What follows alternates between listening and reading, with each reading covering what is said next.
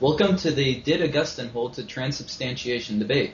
Our debaters are William Albrecht taking the affirmative position and Turretinfan taking the negative position. William Albrecht is a Roman Catholic apologist who runs youtube.com/gnrhead and catholiclegate.blogspot.com. He's also a member of the Catholic Legate apologetics organization, catholic-legate.com. Turretinfan is a Reformed apologist who runs turretinfan.blogspot.com, youtube.com/Turretinfan, and voxpatristica.blogspot.com. He's also a contributor at Alpha and Omega Ministries, aomin.org. My name is Matthew Lankford, the moderator for the debate. The debate will last about 120 minutes in length and will have the following format.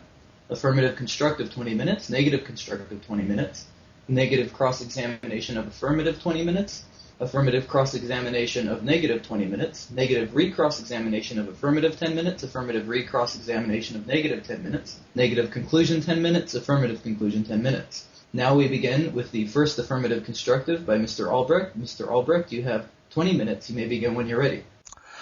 Well, thanks to Matt and Turretinfan again for being here and for being interested in having a debate on such an interesting topic. Today's debate centers around a father of the church, a doctor of the church, the great St. Augustine. The title of the debate says it all. Did St. Augustine believe in transubstantiation? Such a question might sound anachronistic in and of itself if the belief highlighted within transubstantiation would have developed when the term itself was coined officially. But as we will see, the change in the elements once the words of Christ are intoned has been a tenet of the faith since the very beginning. Augustine, who received his catechesis from the great Ambrose, the great bishop who he was originally at odds with, had much to say about the body and blood of our Lord Jesus. Augustine is one of the earliest fathers who wrote a great amount about the great sacrament of the Eucharistia, the Eucharist. Before going deeper into Augustine and even the language he used in describing the supper of our Lord, I want to start off by covering exactly what constitutes a church father. So who were the church fathers? As our Fama tells us, the early church fathers were the leaders and the teachers of the early church. They lived and wrote during the first 8 centuries of church history. Some of their writings were composed to instruct and or to encourage the faithful. Other writings were composed to explain or defend the faith when it was attacked or questioned. The writings of the early fathers are widely available and studied. They are accepted by Catholic and non-Catholic scholars alike. Thus, they provide common ground in establishing the beliefs and practices of the early church. Catholic apologist Jimmy Akin also puts it perfectly when he tells us the early church fathers were a group of individuals who lived in the first centuries of the Christian era. They were churchmen, bishops, priests, deacons, even a few laymen who were passionately interested in their faith and who left writings of it that have survived down to our day. Akin then goes on to list 4 very important marks in identifying a church father. And it's important in briefly covering these because Augustine falls into each of these categories. Mark number 1, antiquity. Because the great Augustine comes from the mid-300s leading into the early 400s. 2, orthodoxy. Augustine's teachings were thoroughly Catholic, but due to the topic of today, there isn't time in covering each and every one of Augustine's teachings. But they were thoroughly Catholic, adhering to Catholic teaching and dogma right down to the letter, which puts them in the category of orthodoxy. 3, sanctity. Upon battling throughout his early life with sin and dabbling in various heresies, he entered the Catholic Church. Augustine became one of the most charitable and holy men to ever grace us. He was, to put it plainly, a great saint. And number 4, church approval. And not only is Augustine a father of the church, but he's also a doctor of the church. Therefore, he falls into category number 4 perfectly. Now that we've established that much about Augustine, I will now proceed to define just what the church means when it coins the term transubstantiation. As defined by the Catholic Encyclopedia, in a closer logical analysis of transubstantiation, we find the first and fundamental notion to be that of conversion, which may be defined as the transition of one thing into another in some aspect of being. As is immediately evident, conversion, conversio, is something more than the mere change, mutatio, whereas in mere changes, one of the 2 extremes may be expressed negatively. As, an example given in the change of day and night, conversion requires 2 positive extremes, which are related to each other as thing to thing, and must have, besides, such an intimate connection with each other that the last extreme, terminus ad quem, begins to be only as the first, terminus a quo, ceases to be, as example given in the conversion of water into wine at Cana. Transubstantiation, however, is not a conversion simply so called, but a substantial conversion, inasmuch as one thing is substantially or essentially converted into another. Thus, from the concept of transubstantiation is excluded every sort of merely accidental conversion, whether it be purely natural, i.e. the metamorphosis of insects, or supernatural, i.e. the transfiguration of Christ on Mount Tabor. Finally, transubstantiation differs from every other substantial conversion in this, that only the substance is converted into another, the accidents remaining the same, just as would be the case if wood were miraculously converted into iron, the substance of the iron remaining hidden under the external appearance of the wood. The application of the foregoing to the Eucharist is an easy matter. First of all, the notion of conversion is verified in the Eucharist, not only in general, but in all its essential details. For we have the two extremes of conversion, namely, bread and wine as a terminus ad quo, and the body and blood of Christ as a terminus ad quem.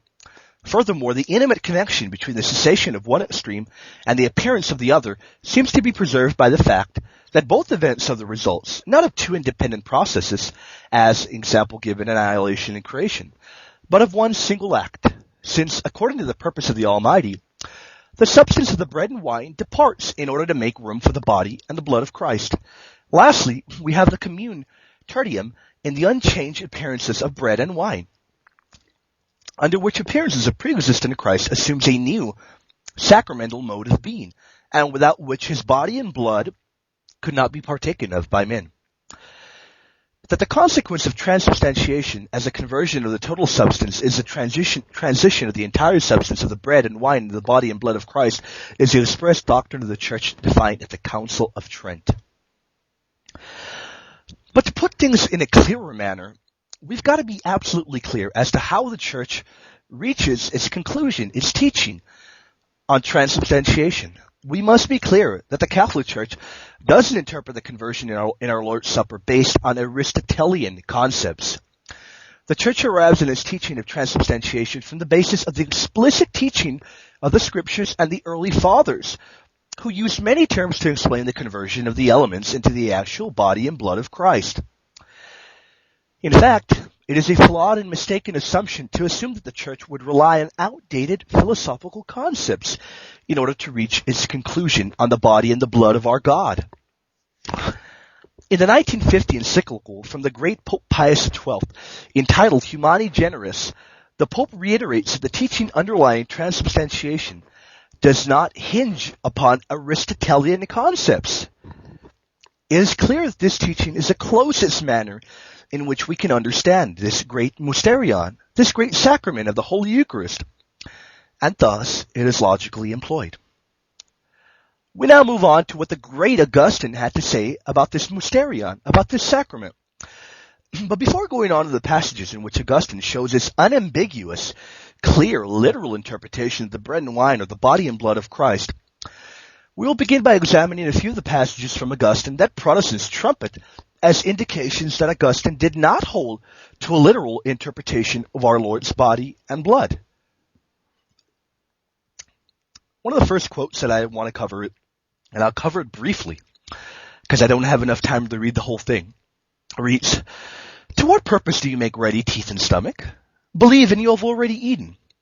First off, as any cursory examination of Augustine's works will show, this particular portion of Augustine's examination of the Gospel of John, which is what it is not dealing with transubstantiation.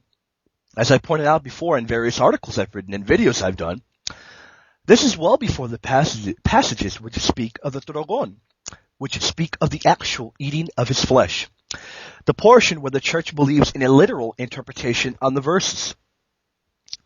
Moving on, in his letter to Bishop Boniface in 408, Augustine says, "Therefore, as the sacrament of the body of the Lord is in a certain way the body of the Lord, and the sacrament of the blood of Christ is the blood of Christ, so the sacrament of the faith is the faith.